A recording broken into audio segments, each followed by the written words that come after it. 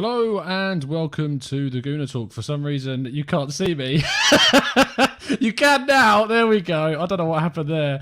I mean, that was about as good as Arsenal were yesterday, to be fair. So it's quite apt that the technology is letting me down. I was telling Adam, who I'll introduce you to again in a second, that I have quite an interesting fact to read you in the pre-show 20-second bit we do before we roll the credits. And that is that I haven't done...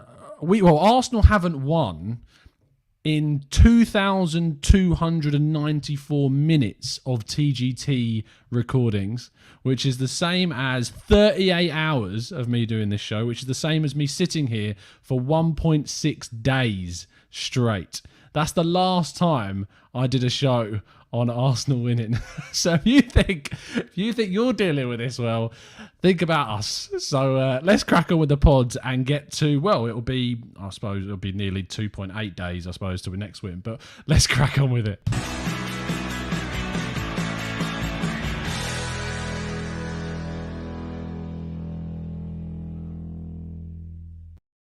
Hello and welcome to the Gooner Talk, back again with you guys for another show, for another episode of our TGT podcast, our weekly show in which we break down the last league match in which we performed to new heights of surprises. I'm joined by three fantastic people. I'm joined by Adam. How you doing, mate? Are you well? Yeah, I'm good. I'm just reading through the comments and someone said that you're the problem. You're the reason Arsenal are not winning. Me? Where is that? I want to see this. Christopher Fung that said of course it is. Of course it's Christopher. Here it is. So Tommy's admitting he is the problem. Yes, of course. That is it. Must be me. Are you well, though? No, I'm good. Tier 4 crew. That's what we are. Tier 4 crew. Yeah. I can't. Yeah, I'm not looking forward to it, but yeah, just got to take the highs with the lows. Take with the rough with the smooth, or it's just rough. Take the rough with the rough. Now. Also joining us in tier 4, it's Raph. How you doing, mate? Are you well? Yeah, I'm good. I'm just running around the house trying to make sure my connection ain't bad. But yeah, as well as can be in tier 4. Don't know what I'm gonna do for Christmas. Just the usual. Arsenal are terrible. It's just great all round, really. It's like Arsenal in November were bad, but it's expanded. It's like a virus. It's spreading. It's ridiculous how bad Arsenal are across this entire season. It's like Emery, and then Arteta was the strongest strain. Yeah, yes, it's the strongest strain. Love that analogy. Fantastic. I'm here all week. But we can hear you loud and clear, mate, so all good. Drew, it's good to have you on, mate, to provide some beanie to the chat, of course, always, and some coffee fueled rants. But it's good to have you back, man, from the nation that wants to run away from this thing, or rather the cure for it, as quickly as feasibly possible. I'm happy that everyone's going to be coming around to my level of temperament from now on, of just complete, just what else can you say at the moment? I don't even drink coffee, so I've got to do this like coffee less, which is another level. I do it full of tea, a very British way of dealing with it. There's absolutely no way I could function on any level without coffee, let alone doing this. So I was watching. You all know who Gordon Ramsay is Drew, but there's a couple of other guys that they did this program. We will start the podcast properly in a second. They did this program called Gordon, Gino, and Fred's kind of winter trip. I don't know if people have been able to see it yet, but it's Gino De Campo, Gordon Ramsay, and Fred Siriax, who's the guy who hosts First Dates show over here. And they went to Finland, and they said that on average, Finnish people drink 5 cups of coffee a day. So on average. I can confirm this. I have a really good friend who lives in Finland. He's in Oulu. He drinks 8 cups of coffee a day. Oh my God. Every day. And whenever I speak to him, he sounds like the one of those dolls where you pull the cord and it just keeps going for half an hour. Like that's exactly what he sounds like. It's because is it so they're so far north that there's like mostly daylight, like for a lot of there's that, and there's nothing to do in Finland really except hunt caribou. So I guess hunt caribou, go in the sauna, ice fishing through like the little hole You do some fishing. That's about it. Yeah. No. And watch highlights of Yuri Littmanen play. That's probably about it. So there we go. We brought it back round to football in the end. But let's kick it on with the show and talk about yesterday, which was Arsenal's. We've won one game in our last 10 Premier League fixtures, which is, and I know people get annoyed with me laughing when we talk about Arsenal's form, but it's the only way I can cope. So we're going to go around the panel, and I'm going to ask you one by one, what are you doing to cope right now with Arsenal's form? And you might be able to give some people that are listening some advice. Adam, I'm going to come to you last because the puzzlement on your face is unreal. So, Raph, I'm going to come to you first, mate. What are you doing, or what should people do to cope with Arsenal right now? I watch NBA now. I'm waiting for the NBA season to start. I literally have no hope in football whatsoever at the minute. So I'm doing that. I'm walking. I'm looking around, sightseeing, just trying anything. Literally, I'm walking. I'm walking in the woods. Like, it's crazy. Doing things I've never done before. Going back to like the Middle Ages where people used to walk places. Like, walking is an actual thing that people do now. Everywhere is just like cars and now it's just walking. We actually have to move ourselves around. It's a form of exercise. Not even a form of exercise, a form of entertainment, putting one foot in front of the other. Yeah. That is the level that we're at now. Drew, other than coffee, what are you doing to cope with Arsenal right now? Trying to find ways to, and I tweeted this earlier, and I was just saying, I think I'm at the point where even I can't find a way to spin this in a fashion that makes you positive, and I'm struggling too to find, like, to not just go into some sort of serious tailspin of negativity. So that's occupying me at the minute. But also, GGFN is doing their 100 best players of 2020 for the Bundesliga, and I have to write 16 of those profiles, so that's a lot to do. So there's that.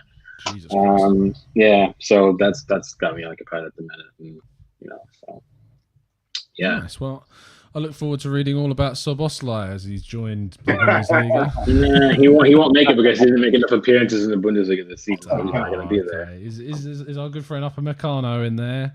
Oh no, he's too old now. He's there. Yeah. He's there, as well as a lot of RB Leipzig players, I'm sure. Have the entire starting 11, I'm pretty sure. That's unsurprising. And go on, Adam, I'm sure I've given you enough time now, so tell the listeners what you've done to cope over these last few days.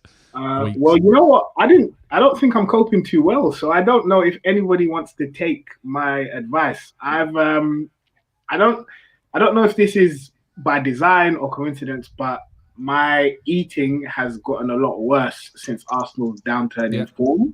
So I've put on a lot of weight. Eat, guys. Eat, drink, be merry. Just enjoy yourselves because it's going to be a flipping bumpy ride. That's all I could advise you to do. Have you also got into wearing dressing gowns while doing podcasts? You know, it's so cold, Tom. I'm freezing.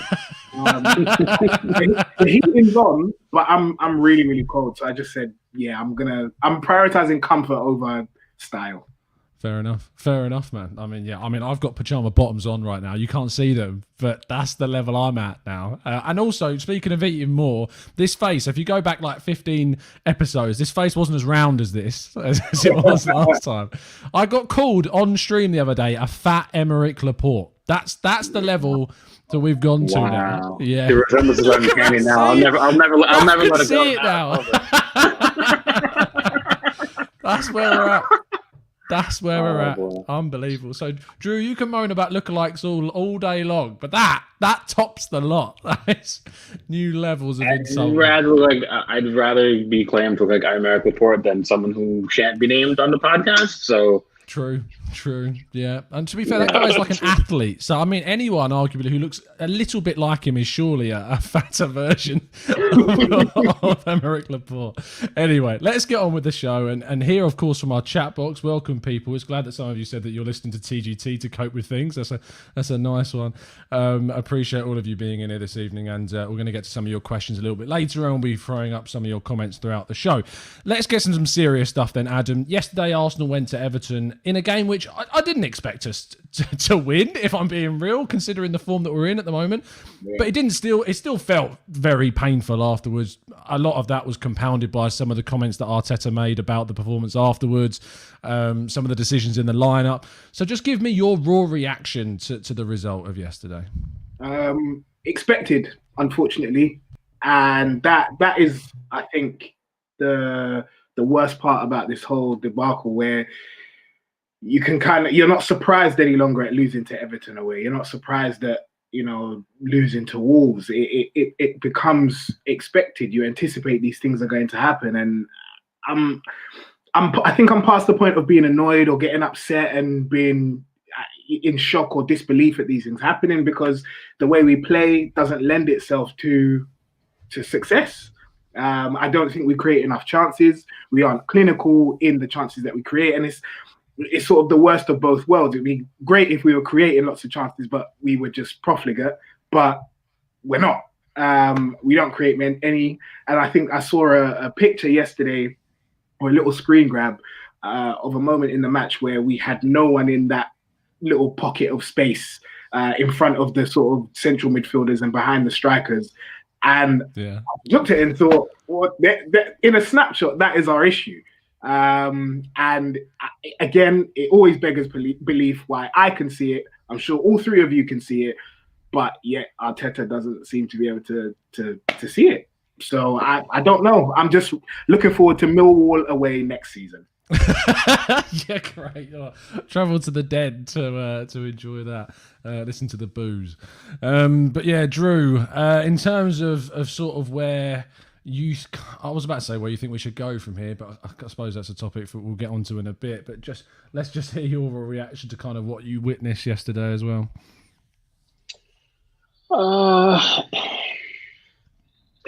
You see how I struggle to find the words now. Like, this is completely out of character for me, but it's frustrating because I think Adams made it kind of clear on his own.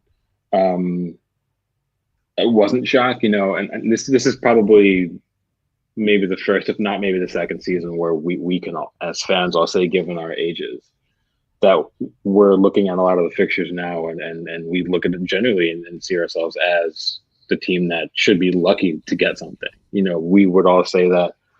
This is 6 years ago. You never say we're lucky to get anything out of a Saints result. That thought process by itself is a weird one. And then you look at the Everton result and you look at the fact that they were missing 4 and 5 from their 11. They had no natural fullbacks in the starting 11 on match day, and we still did nothing. Our only goal was from a spot kick, which was, some people could argue that maybe it was slightly soft because Davies had no idea that there was going to be contact because he was paying attention to the ball. So it's a very weird, like when you kind of analyze it in those terms and you really look at how we're struggling at the minute to do anything, the only things we got out of the Everton performance was a penalty kick and 2 decent balls across the face of goal in the final 2 minutes of stoppage time.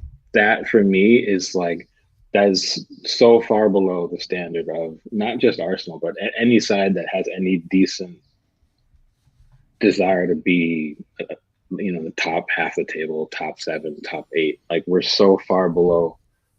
I won't say what the club deserves necessarily, because no club has an inherent right to be elite, but it's definitely so far below the standard of player we have, at least on paper.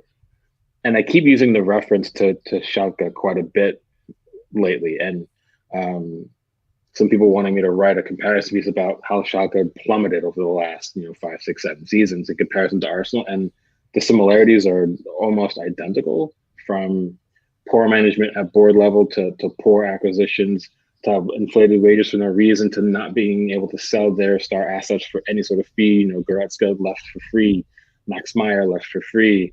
If these kind of little things, like just mismanagement on every level, poor management decisions in terms of who they bring in to coach, a loss of the principles that the club was built on. Like, these are all things that we're currently going through as well on a bigger scale, because we're a bigger club globally on a global scale. So it's compounded by the fact that the Premier League, there's so much parity in the Premier League now because there's so much money in the Premier League. You can literally look at so many sides right now and say that they have one or two players that are dangerous. You couldn't make that claim a decade ago. You always had gimme results where you could go to whatever side away. You comfortably would be up 2-0 at halftime, or if they came to Highbury or the Emirates, like we would be comfortable inside the first 30 minutes and we wouldn't have to worry about it. You cannot say that about any fixture on a Premier League fixture list at all, even for newly promoted sides, even though you have Sheffield United is so bad,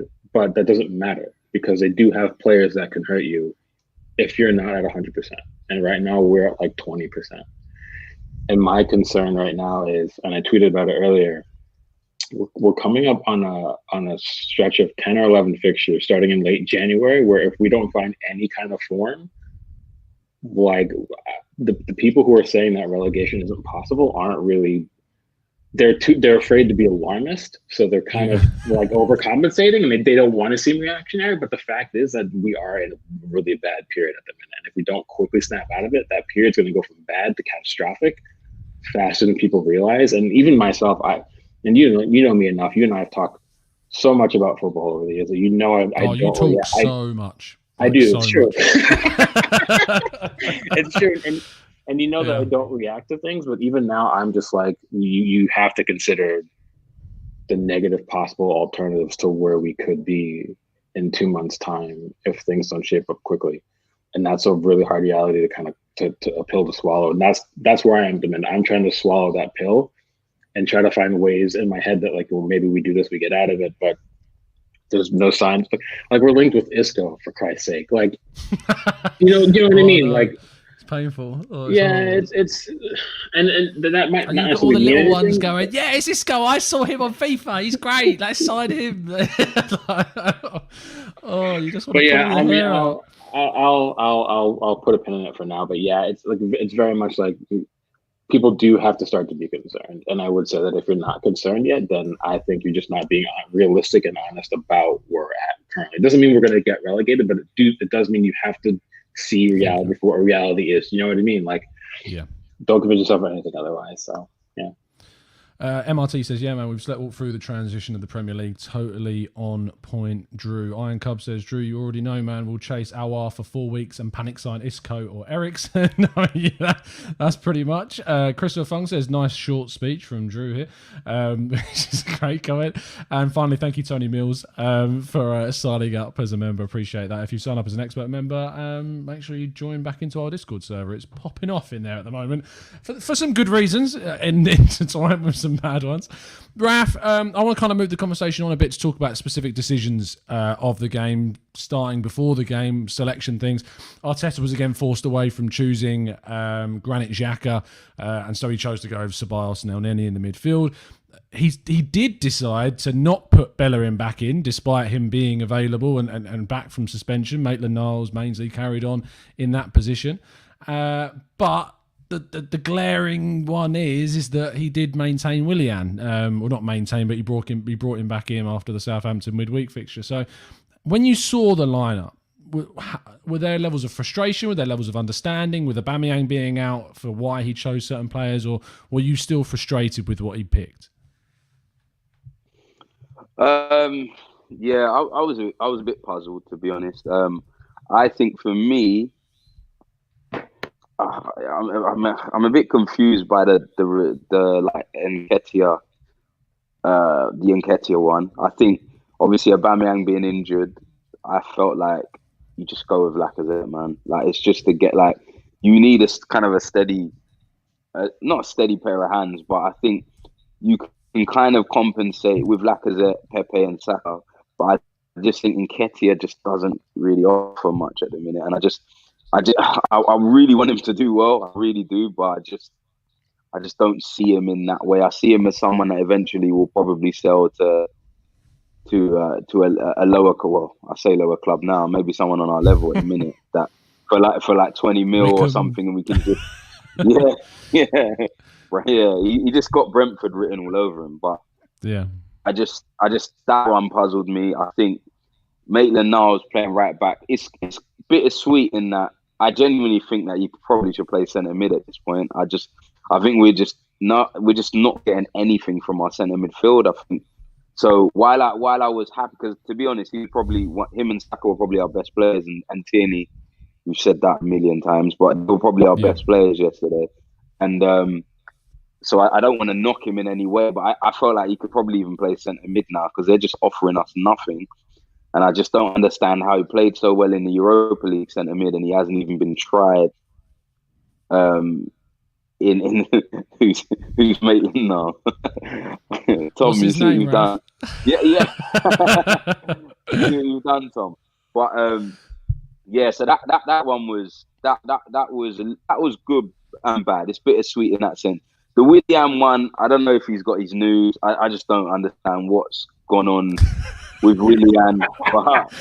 But he's just gonna play. I realize he's gonna play him. To me, I felt like from the fact that he went to Dubai without anybody knowing, came back and just walked into the team. He's going to play him. He's going to play him regardless. So to me, I wasn't surprised. Even though I was annoyed, I wasn't surprised.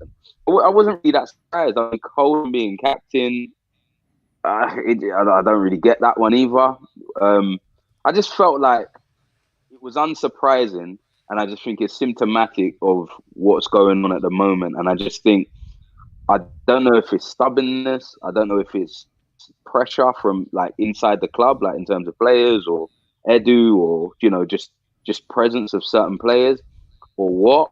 But it just feels like Arteta isn't really looking at the errors in what he's doing. And obviously we'll probably get onto his post-match and stuff like that. But you just get the feeling that he's not really understanding what's happening.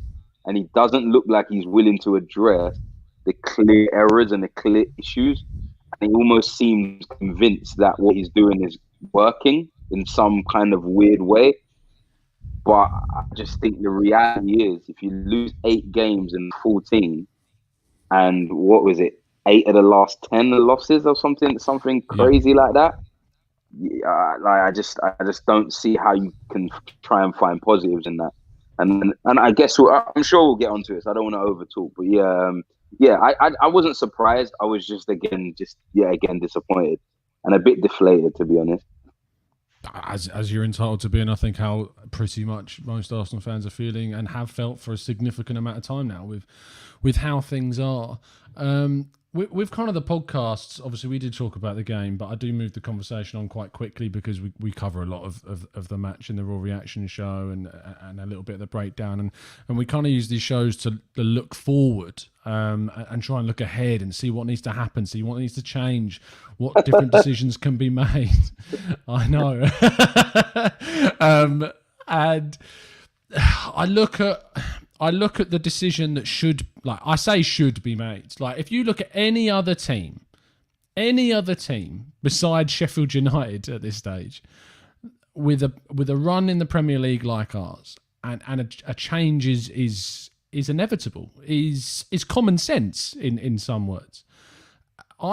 We know now that that's not going to be the case. David Ornstein came out today and basically told everyone that from the information that he kind of is available to access and from his own knowledge and his own feeling, he doesn't feel that Arteta is going to be removed, that the club will back him.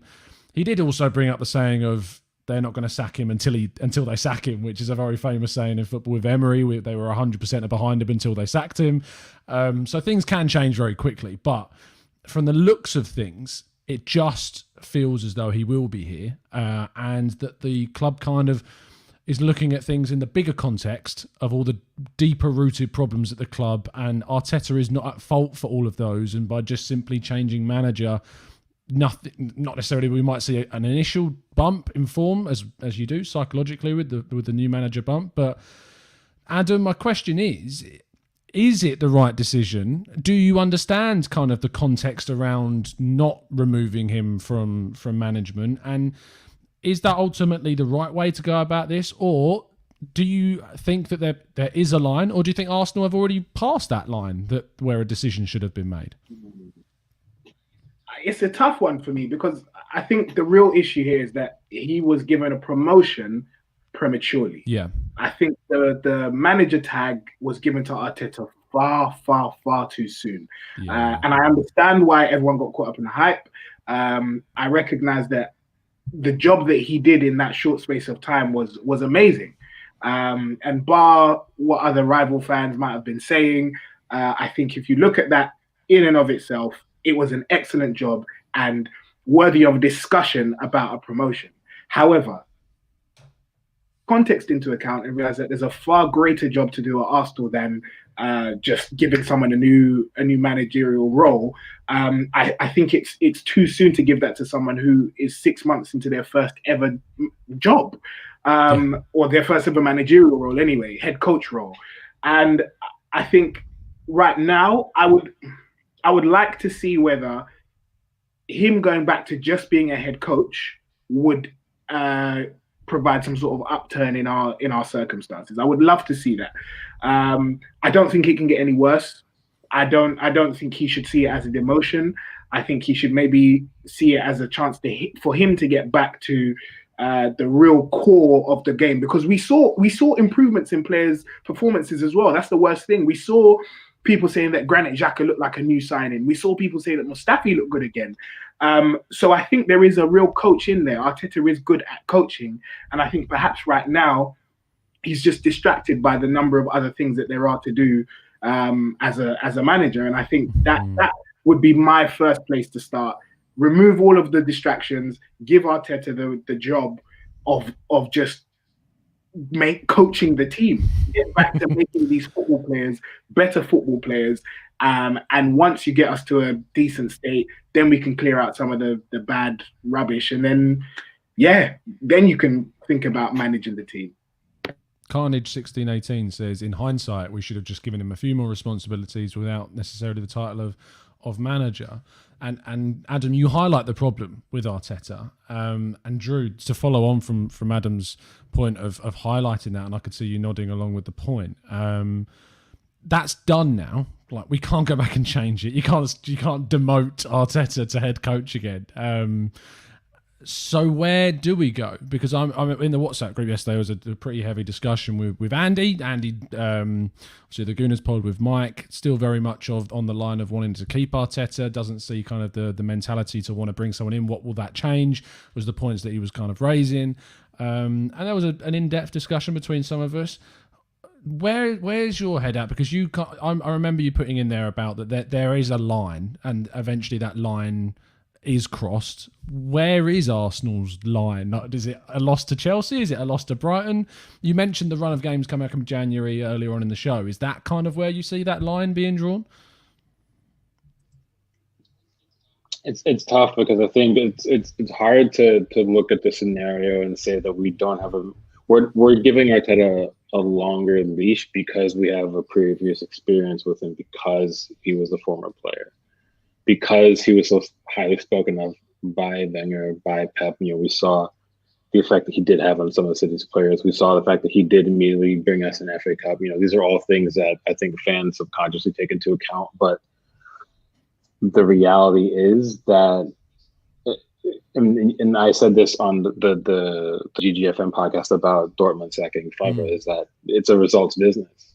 Dortmund are in the top 5 in Bundesliga, and they just made round 16 of Champions League, yet they still fired him because off the back of really a handful of poor results, not even a poor season overall, just some poor results that are inexcusable. And we've had a whole season of inexcusable poor results. And I would say that I think he already would have gotten sacked if we somehow didn't manage to get into the knockout stages of the Europa League. I think that's bought him a lot of time. And I think that the fact that we're still in domestic competitions has bought him a little bit of time. But the fact is, and like I've said already, that serious stretch of 11 matches, you have to go into that stretch of 11 matches with some kind of form. And the problem with that is none of us sitting here thinking we're going to get a result against Chelsea. Not a single one of us. We haven't scored more than a single goal in a match since September. You really think we're going to put 2 past Chelsea or shut Chelsea out? I don't see it. And then while Brighton aren't in great form, we historically struggle in recent years going to Brighton to pick up a result. So let's just say the worst case scenario happens and we lose to Chelsea and we lose to Brighton.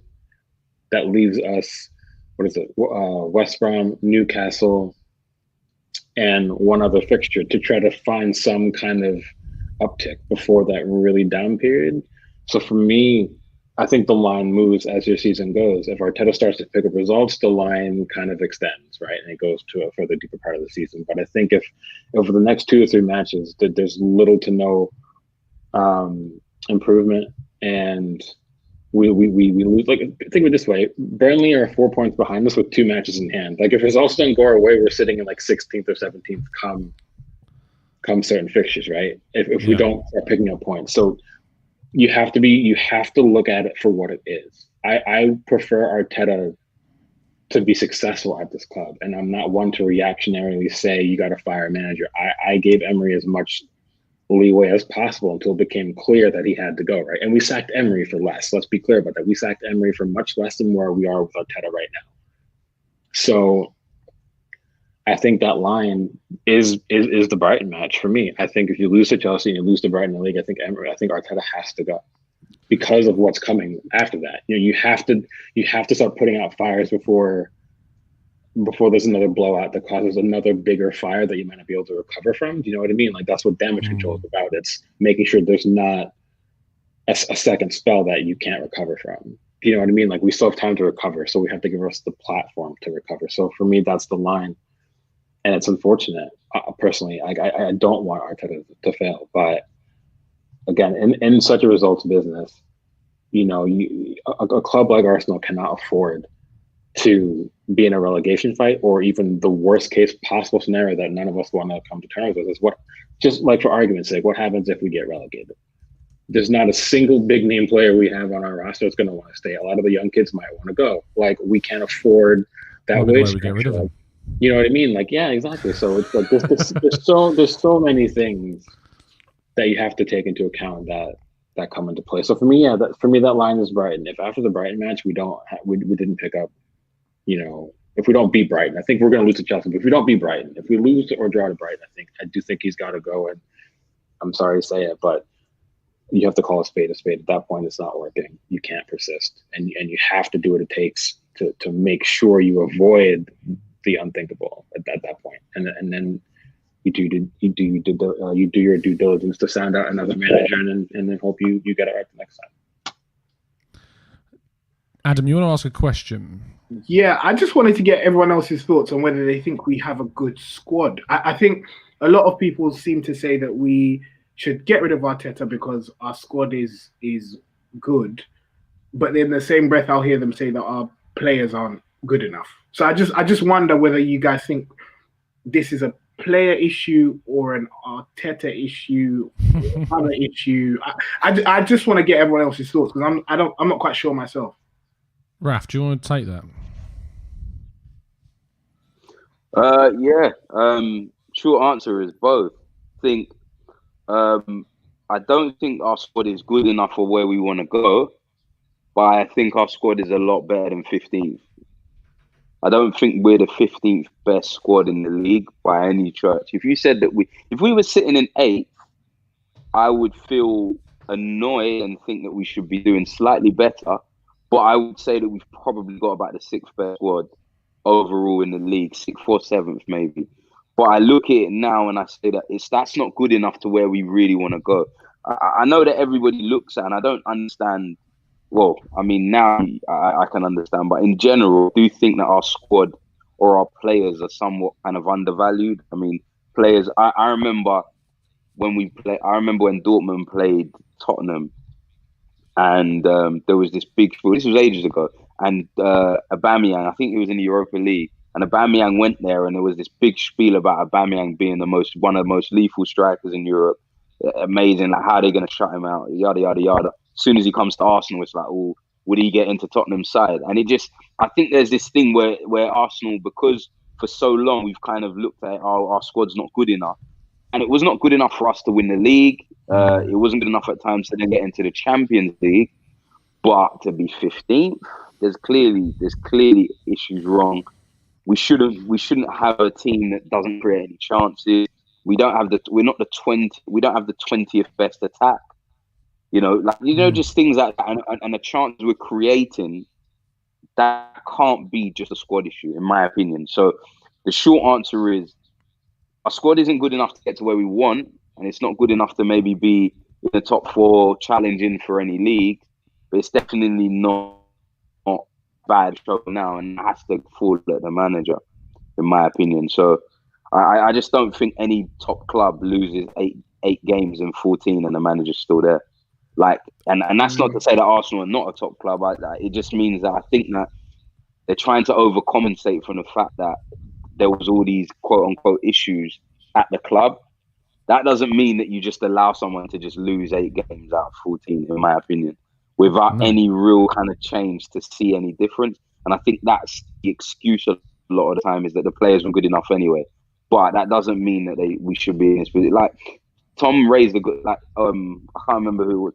Under Emery, and I wasn't a big Emery fan at all. If you go back to videos or think, I was not an Emery fan.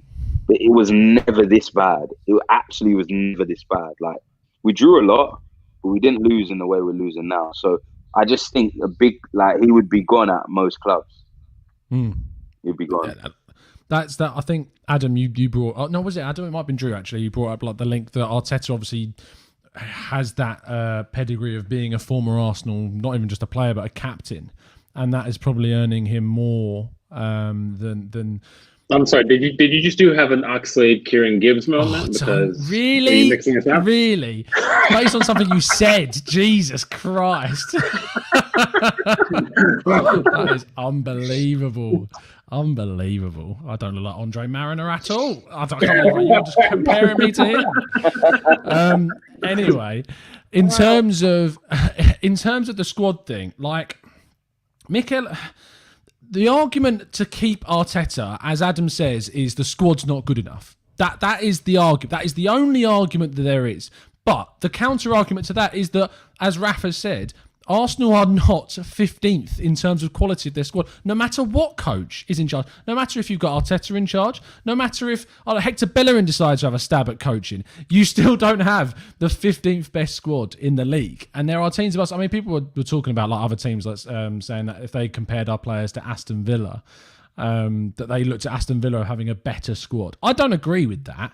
There's no way. There's absolutely no. Get out of here. Like they might have Jack Grealish is on one, and people are trying to they're starting to understand how good Jack Grealish actually is. I understand that you can take that point, but stop it. Like they don't. I'm sorry. You look like no, absolutely not. What I think people are getting confused with is they look at like the squad. And maybe it's a better squad in terms of how it's been put together and how the players fit what the manager wants and how the players fit in the right positions. It looks better on the surface because of those factors. But actually, Arsenal's squad, like player by player, when you compare them in terms of what you expect from that player at the top of their game, they're better man for man. But because our squad has been put together through a combination of 3 coaches now with Wenger, Emery and Arteta, plus what we had previously with Ivan Gazidis as CEO. Now, I know he didn't necessarily have any influence on signings, but then you had us bring in Sven Mislintat and Raul Sanyehi. Those guys had influence on who was brought in under Emery, so they were buying players based upon supposedly Emery's kind of, this is what I want. He didn't get what he wanted specifically, but they based those signs around that. And then you've got Arteta now under Edu, another guy that's come in, and having sacked loads of the members of the recruitment setup. So you've got an even more focused kind of thought process through Edu and what him and Arteta want, that you've now got kind of this, as we used before, a Frankenstein's monster, I should say, kind of team. And everything's just been pieced together, and that is why ultimately we're not performing to the right level and we're not getting the most out of this team, because the team has been just glued together by different pieces of different managers and the philosophies that they want. Now, what I would say, and there is a strong counter argument to that, is that lots of clubs have a team that has been put together of different players, but the manager still gets a lot more from those players. And I think that's where you then draw the line, because we are, no matter how this team has been stitched together, better than 15th. Raph, you look like you're on the edge of your seat waiting to say something. Yeah, I just didn't want to cut you off. But right. and what you've also got to look at as well is there's clear ill discipline, there's infighting, there's leaks, there's, I don't know if it's, someone said in the chat it's a mutiny, but there's clearly the talk of the David Luiz, Willian, Edu axis with Kia, Jurachin, Ceballos. That's what I mean. He's fighting anyone that wants it. There's just a clear like ill discipline within the club.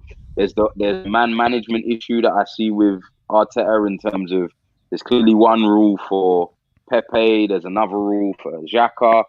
There's the kind of digging out of players, which is something I always think when managers start to, for one, I don't think apart from Jose, you don't see the top managers really dig out individual players the way that Arteta dug out Pepe. And Partey, when you look at when it was like, he didn't understand the gravity of the moment, even though you were talking to him as he was walking off, and it was fine until you saw the counter attack and then started to push him off, which probably aggravated his injury even more. We don't want to talk about that because you were talking to him as he was coming off. You didn't point to him and say, go down, go down, go down. You only turned around and saw the counter attack and realized, oh shit, we've got, sorry to swear, but wow, fine, like they've just broken us. They've just broken on us. It's like, there's just clear, but then with Xhaka, no, I'm not going to discount, his professionalism around the club. It's like, is he part of your clique? Is there some sort of like one rule for some players, not another rule for others? He clearly doesn't like fancy Pepe, in my opinion, as a player or a person. I don't know what exactly it is, but there just seems to be a lot of weird kind of ill discipline and infighting within the club.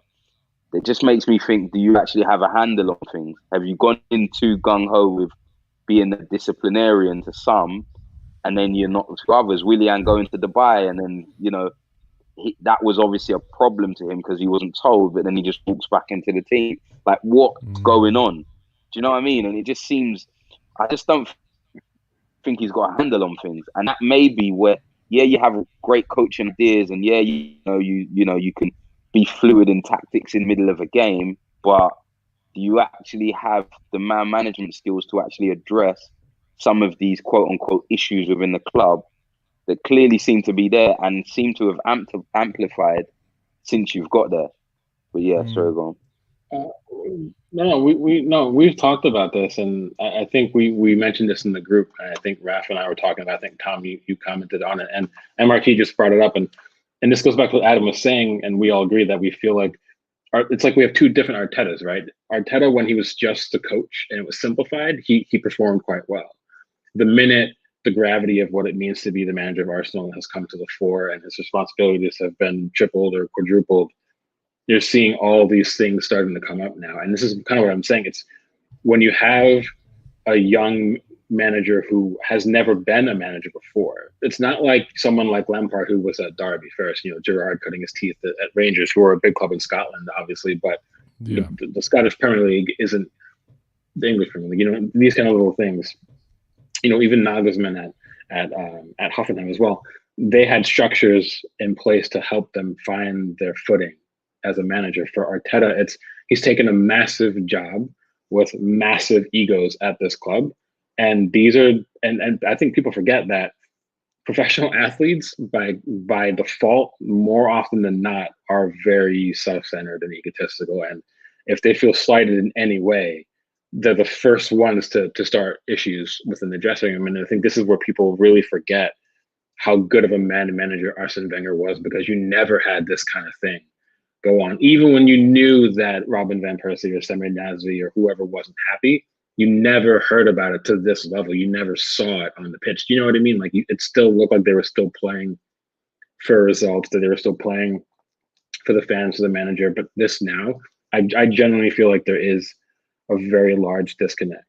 And I think that goes back to the fact that Arteta, it's all well and good how he coached players at City when he wasn't the manager, even having that kind of that power in the decision making. But at Arsenal now, it's different. Being a coach and being a manager, two very different things. And I think he's finding that out rapidly. And I think that's part of the problem. And I think this could have been offset by if Arsenal wasn't a club that had such a structure in flux. But because we do, that's even making it even worse.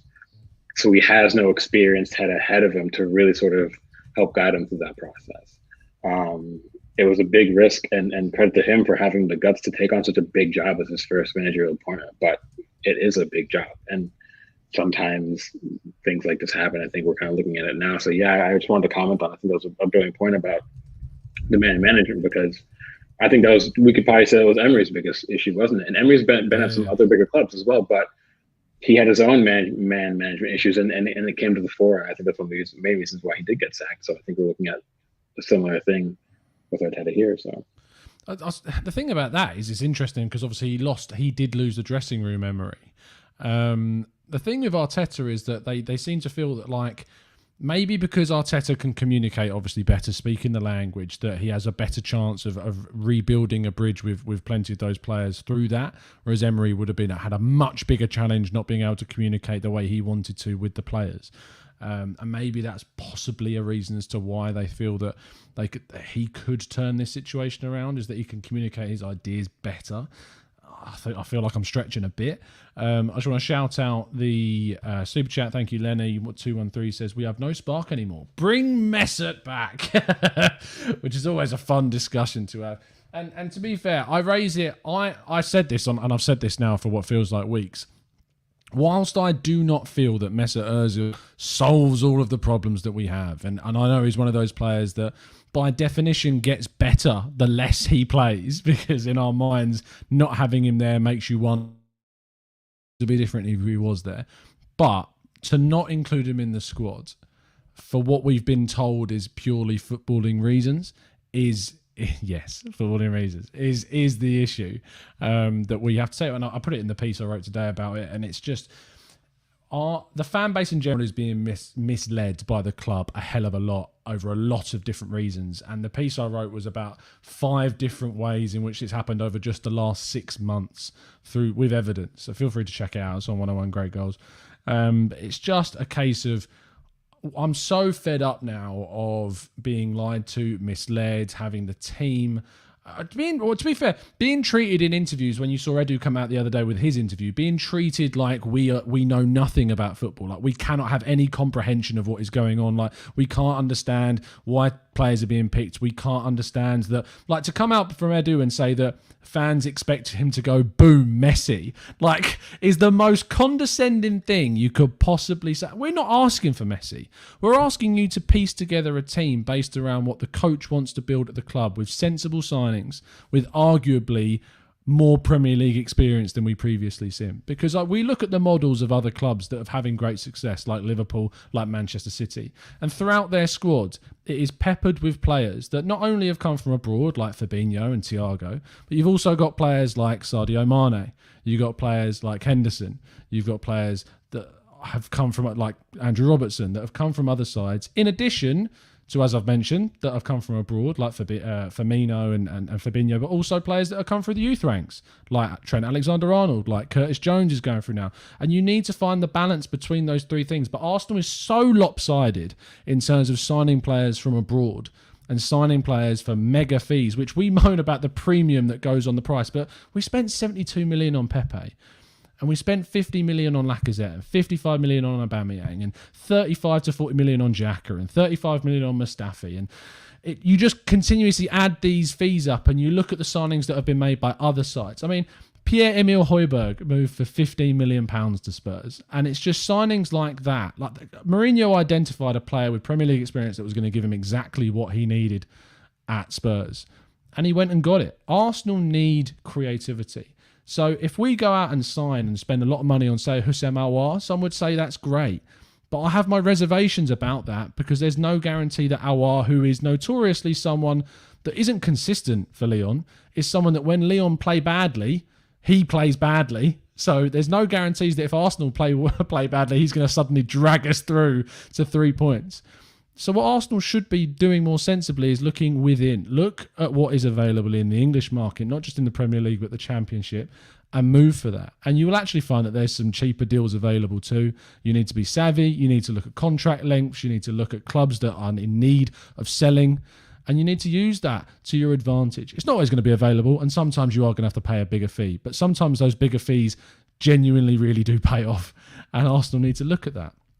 Now, we're getting towards the part of the show where we go to user questions. So if you would like to throw a question into the chat box, please do use the capital Q to make sure that they stand out, and we'll be going around the guys and getting their answers. Adam, I'm conscious of time for yourself, so I'm going to throw a point to you about kind of looking at the next game, which is Manchester City in the League Cup quarterfinal, which it feels such an anomalous fixture right now. It just feels like such an alien thing to look at.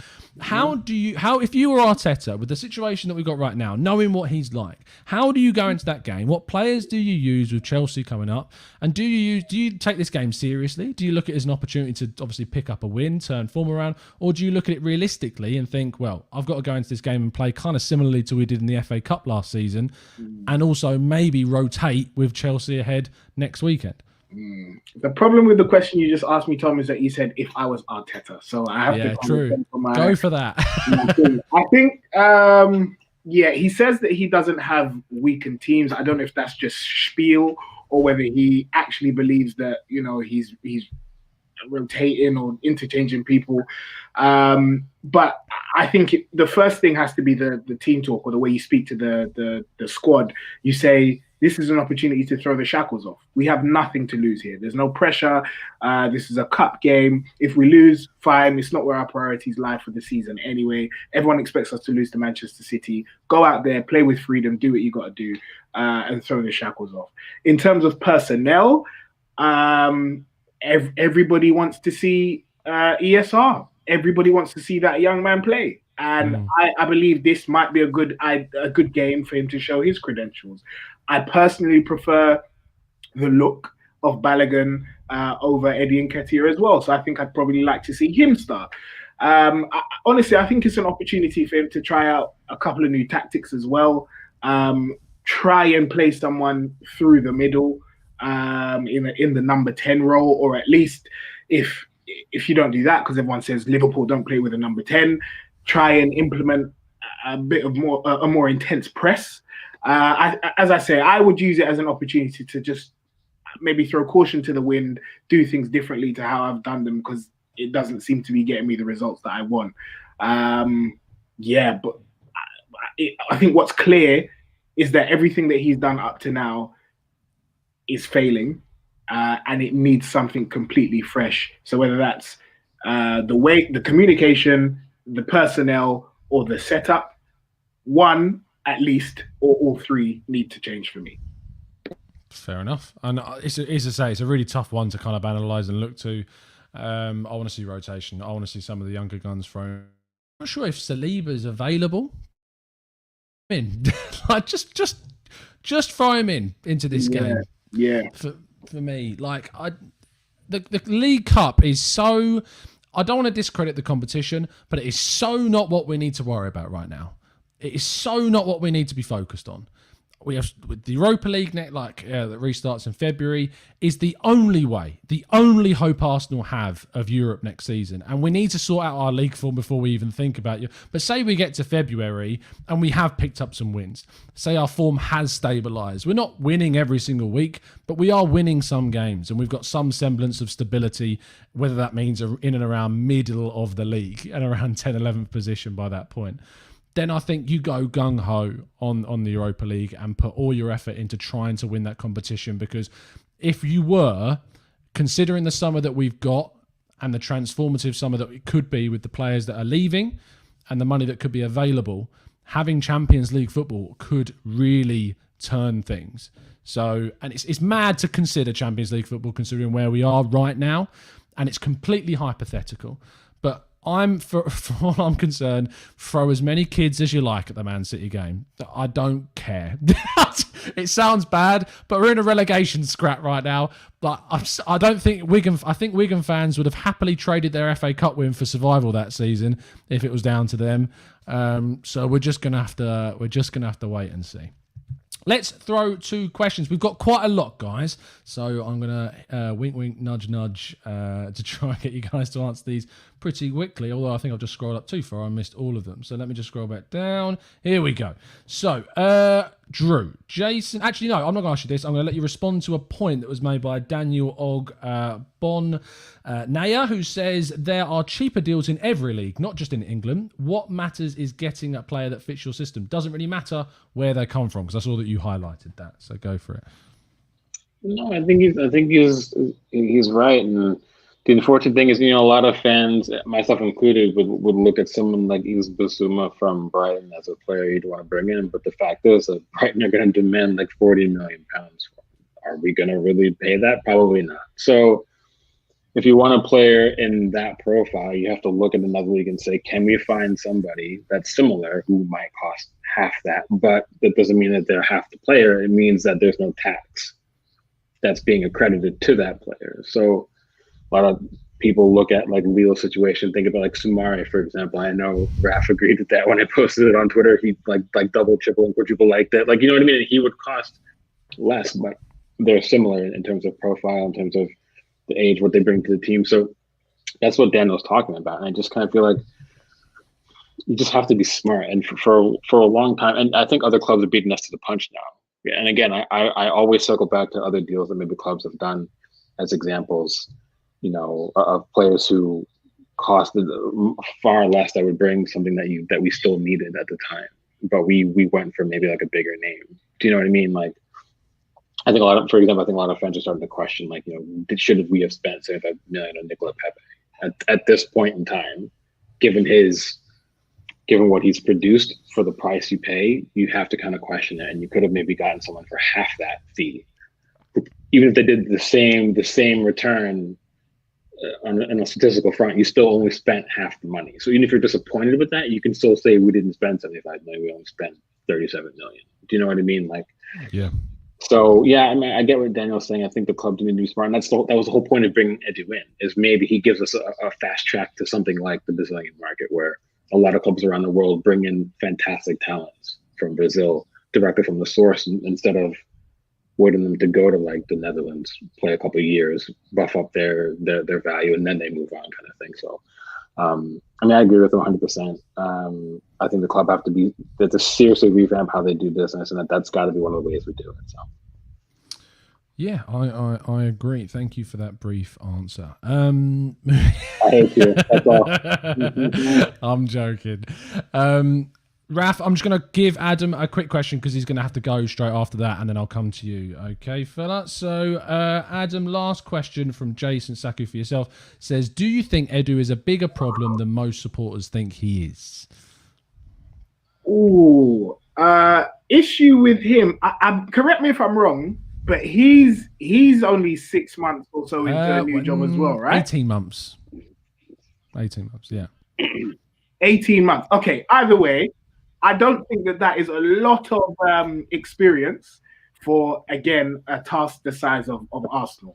And I think everything he said the other day sounds like me when I was stressed in my first graduate job. So he's coming out, he's like, what do you want from me? Messy. I'm doing the best I can. You know, expecting Messi, and I can only bring you X. And I just listened to it or read it, and I thought, he's really stressed. He's really, really stressed. I think he's in above his head at the moment. I think he probably just needs a little bit of help. I don't know if he's a problem yet, and I think that remains to be seen. But I think it is a cause for concern, and I think he needs help sooner rather than later. Although it remains to be seen as to whether it's a problem yet. Awesome. Thank you, Adam, and thank you for your time this evening. Do you want to tell people where they can find you? Yes, you can find me at the Fifth Official on YouTube and at TFO Show on Twitter. Thank you very much for having me. Been a pleasure, Adam. See you soon, mate. Bye, guys. Enjoy. Have a good one. See ya. Peace. Raph, let's throw a question to you. Here we go. Colorado Guna says, do you think they're making a mistake by not filling Raul's role at the club? So, like, effectively, like Vinay kind of merged those two roles together for himself, didn't he? So do you think they're making a mistake by not doing that? It's hard to say that role specifically. I just think that they've got to get. I don't think it would be an issue if they got the Vinay and Edu people right, if that makes sense. I feel like Raul's role was almost like a bit of a broker, and I think if you have someone, okay, like for example, Monchi for Sevilla does that role, as well as the kind of identifying the technical aspect of it as well. So I don't think that you necessarily need Raul. Raul seemed like he was, heavy on the relationships and had good relationships and contacts within football, which was easy to broker certain deals. But I feel like if you were scouting in the right way, if you had a forward-thinking plan, and you was able to identify the type of players that you needed, then I don't think that you necessarily need Raul's role. And it goes back to a little bit of the question before in regards to Edu. It's twofold. I personally, and I know me and Drew have had conversations in and around this, I do think that there are better people in that position. I look at Campos at Lille. I know that Ragnick's been spoken about. I look at the technical director at Leicester, the Leipzig, Salzburg. There's a lot of people that seem to be doing a lot better. I guess Edu hasn't had a chance to fully implement his ideas in regards to like less scouts and all of that stuff. He's doing a lot within the youth team, so it just feels like they're just making issues. Like the biggest issue for me. Sorry to keep going on. No, it's fine. Okay, you identified Aouar and you needed a creative player. Arteta said that they had 4 or 5 options. If we didn't get Aouar, who was the third? Who was the second? Who was the third? Who was the fourth option? Why was that area not addressed? Why did we wait until the last day of the transfer window to get Partey if Partey was what we were going to get the whole time? Like, it just felt like, what is the full plan? And that's where I feel like Edu was coming into the fore. Like you or somebody alluded to, were we going to have an inroad into the Brazilian market where we actually find some of these young Brazilian players that are coming through that have Italian passports or whatever that we can get, that are not going to mess up or fall foul to work permits, like a Martinelli, for example.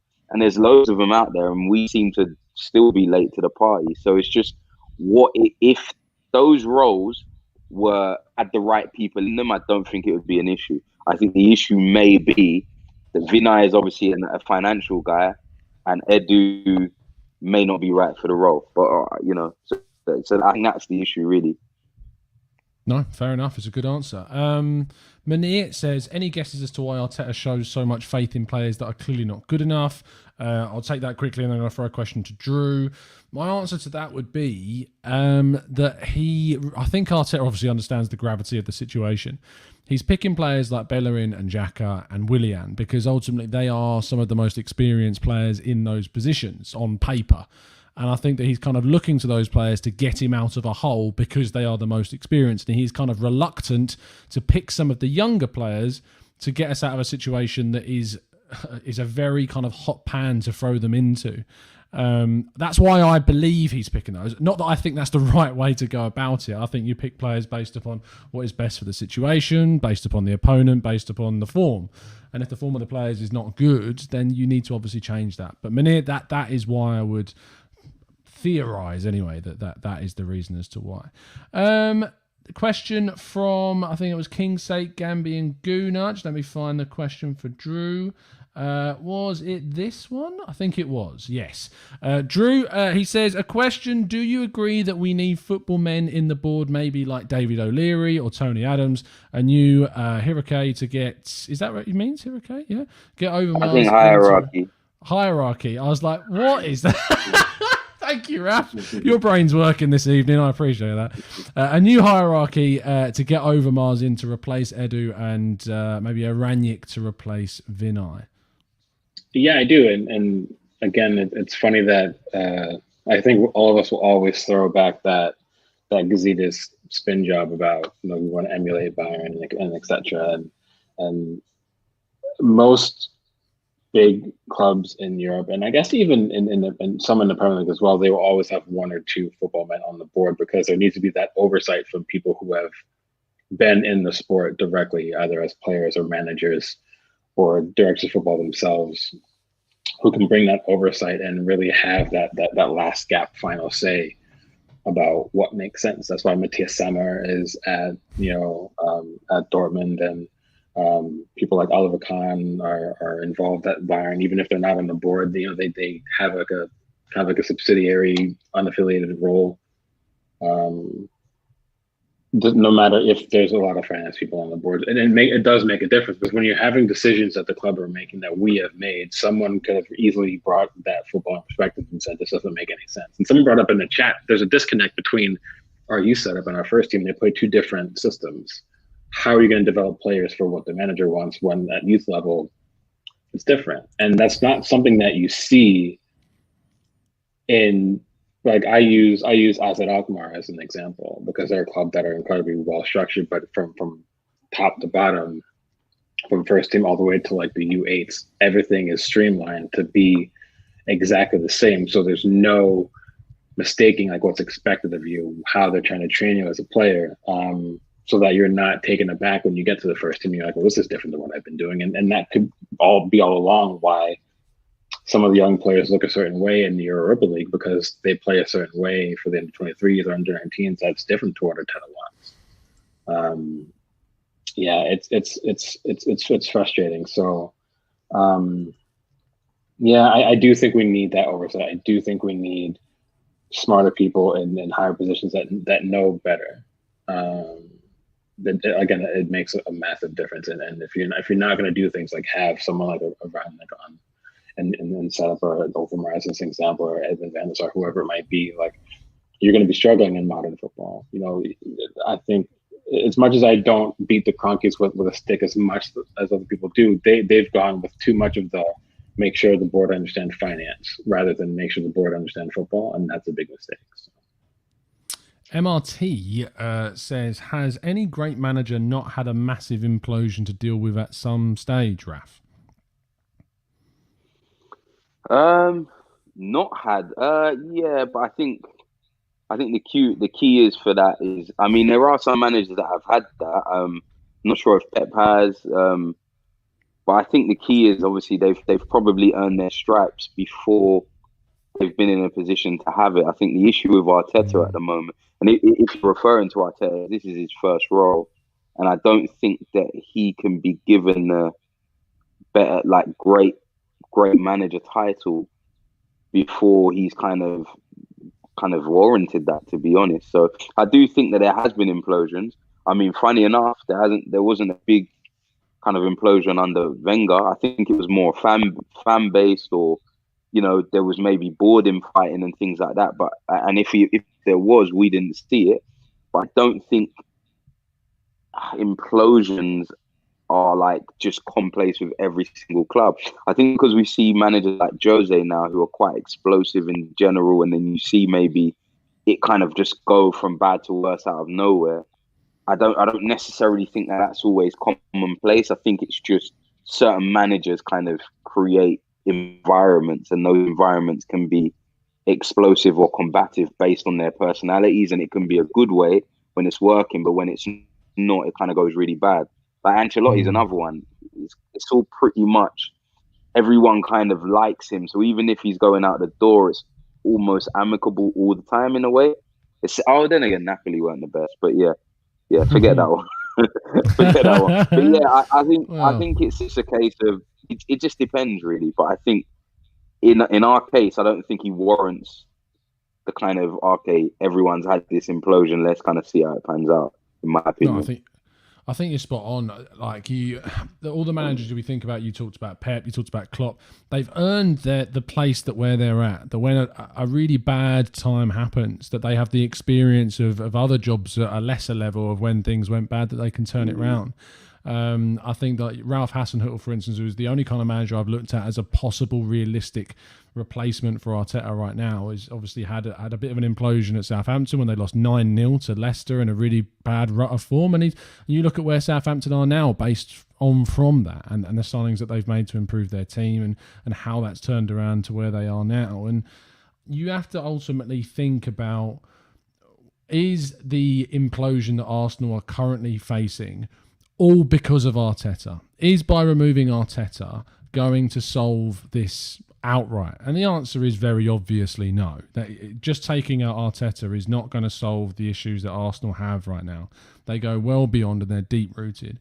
So you have to question yourself and say, is it then is it then the right decision to maybe stick this out and hope that things can turn around because you'd be in a much better position with a manager that's situated, a manager that's gradually learning on the job? But then you have to think that if we are continuing to lose games and we are continuing to just drop points after points after points, there has to be that line that we talked about right at the start of the show where you have to then make a decision because you can't just carry on because it's just insanity. But then you'd hope the choice that they make on whoever they choose to be after Arteta, whenever, and that will eventually happen one day, no matter what. It's not going to be here forever. So you just got to hope that when that decision does come, it's the right one. I just want to answer a quick question. I'm going to throw one to Drew. I saw a question from Christopher Fung, who's always a long time and loyal listener of the show. That's the nicest thing I've said about him in quite a while. But he says, who would you want to come in as new director of football if we cleaned house?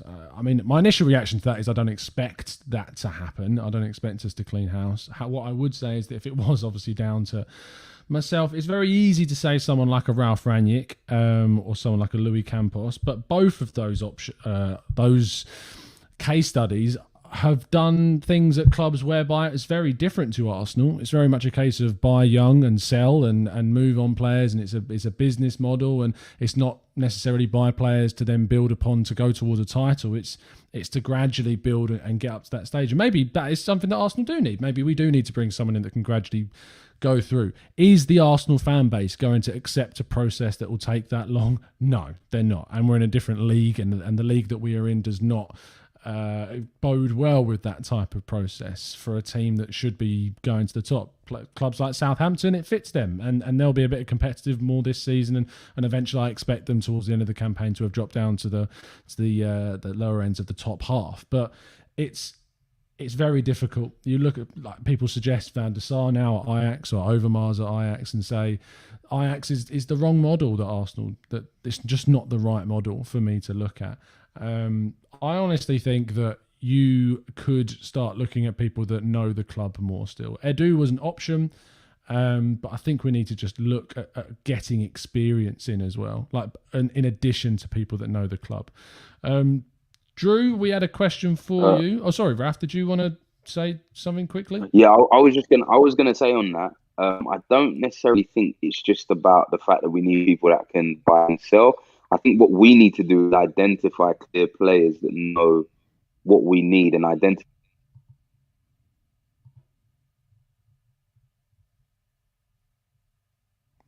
Raph, are you there? Raph, if you can hear me interrupting you as there's you did cut out halfway through that. I can hear you now, mate. Do you want to finish that quickly, what you were saying? Oh, yeah. Yeah, cool. Yeah, no, so all I was saying is that someone like a Campos, I think the reason why I would be in favour of someone like that is the ability to identify players. We don't necessarily have to buy and sell. We could just buy and keep them and just grow as a team. And then it would be a mixture of buying good players or high profile players, but also players under the radar that can kind of get us to where we want to go to quickly. So we don't have to keep spending the 70 millions or the big money on players. We can actually get them at 5-10 million and then build them with the Partey's and the Pepe type signings. So I would be in favour of a Campos, but I get what you're saying as well, though. I think it's probably a collaborative thing, really. Let's ask the last couple of questions. Mikey, Drew, try and keep this relatively compact. He says, I'll try my best. He says, please ask Drew, has any of the Kroenkes franchises gone through a similar experience? Yeah, they have. I mean, most of them. If you look at, like the Colorado Avalanche, Denver Nuggets, and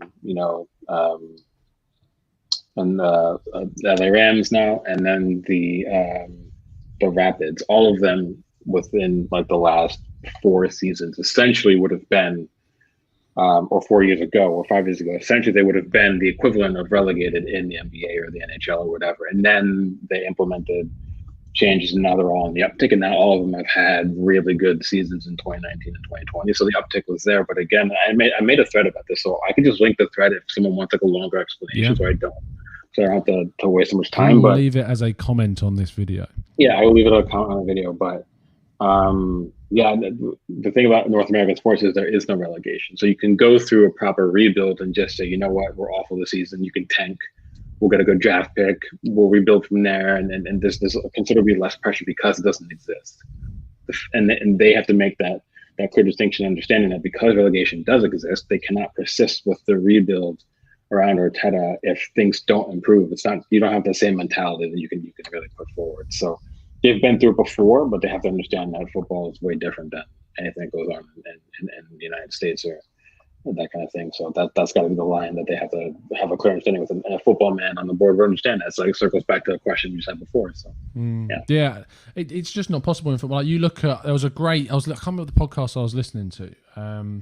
Someone was talking about how, like, you look at the trajectory of, like, Arsenal compared to some of, say, the promoted clubs that come up from the Championship. Drew, do you want to put a light on? You're like drifting away to the darkness. Oh yeah, sorry. There you go. But in case of, like, where was I going? I've completely lost track of myself. In terms of, like, promoted clubs and how that trajectory kind of mirrors how Arsenal are right now. In the first season, when you have, like, a promoted club that's quite good defensively, they do quite well in their first campaign and they can stay up. That's Daniel Farke said that. Yes, Daniel Farke's the guy at Norwich City. And they do quite well, but a team that's based on attacking typically needs to, say, invest in defensive players and hope that keeps them up. If it does, they can typically have a second season that's quite successful, and you see teams stay up, like we saw with Swansea for quite a long time, we saw with Bournemouth for quite a long time.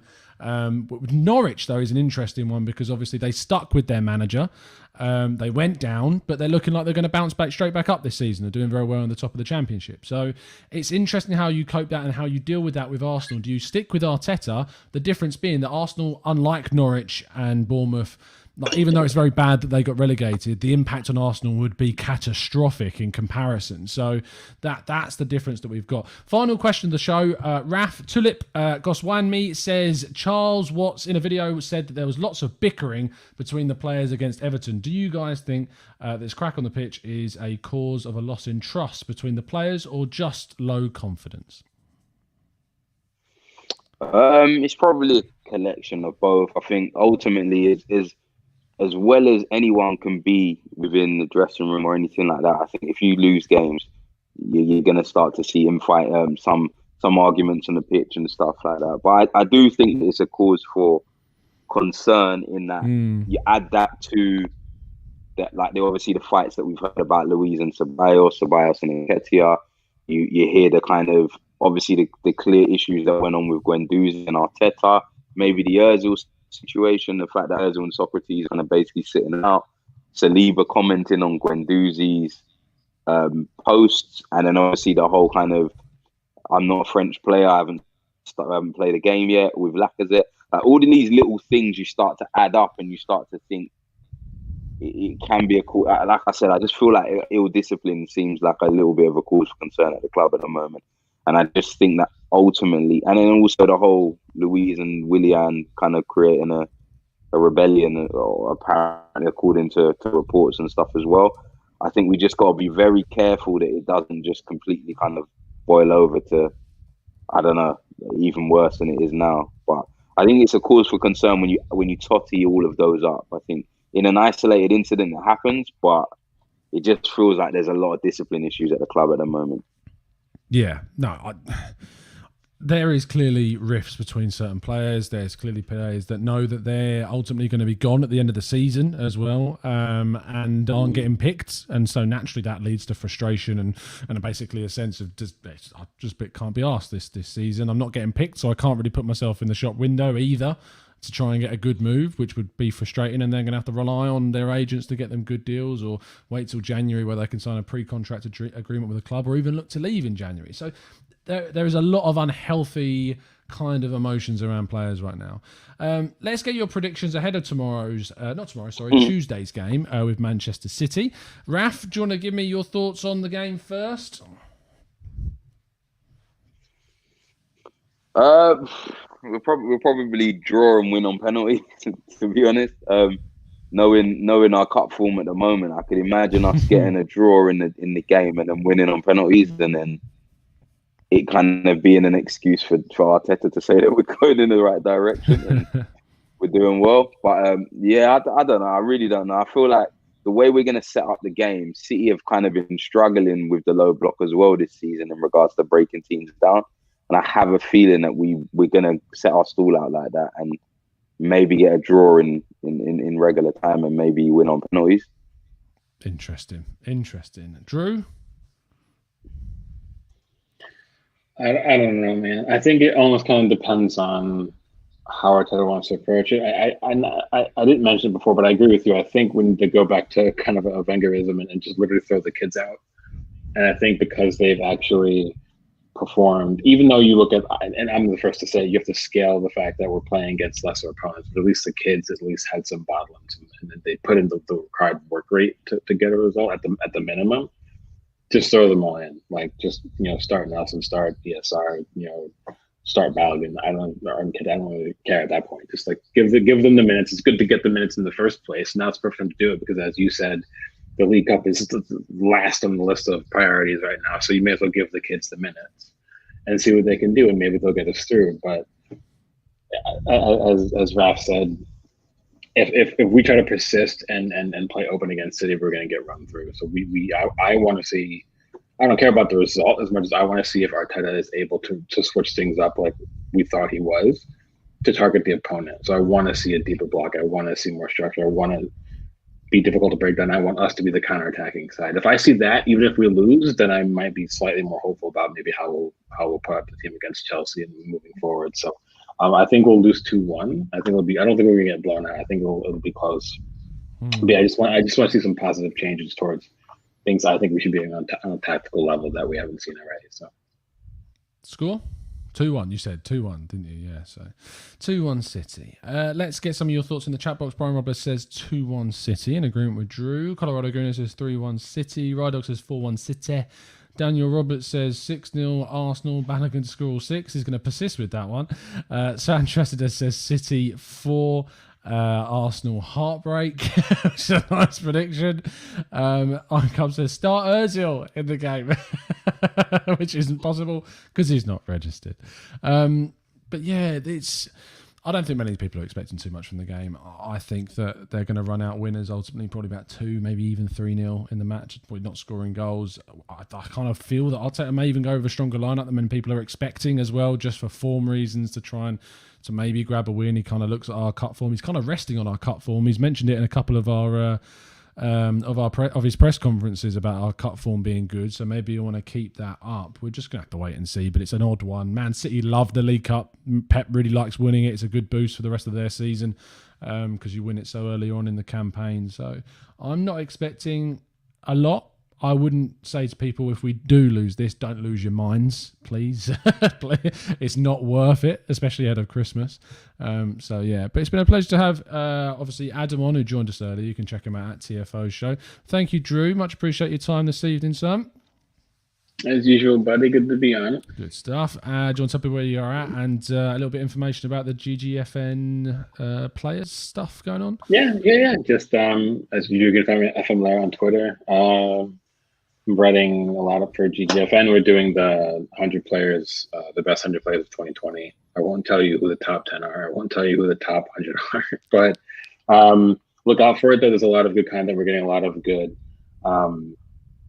guest articles from a lot of good prominent journalists. We're also earlier in January, I won't say who, but we're having a really good sit-down interview with a very prominent Bundesliga commentator and journalist. So look out for that. I'll link it to everybody. Yeah, I'll link it to everybody when it goes up and such. So yeah, again, thanks for always supporting Tom's show. He appreciates it. We appreciate it. Thanks for supporting us on Twitter as well. It means a lot from you guys. So yeah. Thank you, Drew. Yeah, I mean, tell us one player you're writing about. Go on, give us a tease. Tell us one player. I'm going to give you like the least like fashionable name. Do you want to look at the list real fast? Hang on. Give us some highlights. I can tell you who I'm writing. It's fine. Alfonso Davies, Mats Hummels, Andre Kramaric, Mateusz Kuna, Florian Neuhaus, Julian Brandt, Florian Niederlechner, Weston McKennie, Kevin Mbabu, Leroy Sané, Tyler Adams, And then I'm also doing who else? I just got 2 more today that I got passed to. How long are these? 200 words each, probably. No. No? So if it's a player that's in the top 3, it's 1,700 words. Oh what? Oh my god, that's insane. Wow. If it's 4 to 10, it's 1,500. If it's 11 to 50, it's 750. If it's 51 to, I've got a lot of them. That's what I'm telling you. You better be getting paid for that. Yeah, it's very true. So so that's what's going on. It's a lot, but I love it. So Jesus, no, yeah, but fair play. I mean, yeah. Yeah, I'll be busy. I'll be busy all week. So, yeah, enjoy that. Enjoy. Raph, thank you ever so much, mate, for coming on and taking up the time in your evening to join us. Tell people where they can find you and what you're going to be up to. No worries, man. Messy Music. I've got a project coming out in the next couple of weeks as well. Actually, awesome. A music project. But I'll be on my socials and that anyway. So keep posted. But yeah, I'll hopefully not get so annoyed by Arsenal I don't put anything out. So yeah, but yeah, man. Messy Music. Have you made any productions on Arsenal? I'm gonna do a freestyle this week. I think it's time. Nice. I'll be honest, that Liv or whatever his name is just put me off, so I just wasn't gonna do it. But oh Fair god, enough, that was so bad. Yeah. Fair enough. Yeah. Awesome. Great stuff. Make sure you check out Raph's stuff on social media at Messy Music. He's done some really, really good stuff, especially during before the first lockdown with some really, really good stuff. So I'm looking forward to listening to some more. And of course, you can check us out on Twitter at The Gooner Talk TV. You can check out myself at Tom Cantor Media. Thank you, Chatbox. You've been absolute legends. As Daniel Roberts says, you were 44 likes short. Christopher Fung is trying to get me to say, I'm not going to say it, but a very British way of saying goodbye, which should be the only thing that you need me to say to understand what that will be. We need to get 100 likes during a live show to do it, which is a pretty big challenge. So we'll see if you guys can get that done. But you are 44 short, but please make sure you drop a like on the video. I've been watching on playback, and we'll see you again very, very soon. It's been a pleasure to speak to you as always, and as always, up the Arsenal. Oh, and Merry Christmas. If you don't tune into another podcast before then, enjoy your Christmas, people, however limited and restricted it may be. Have a good one, guys. See you soon.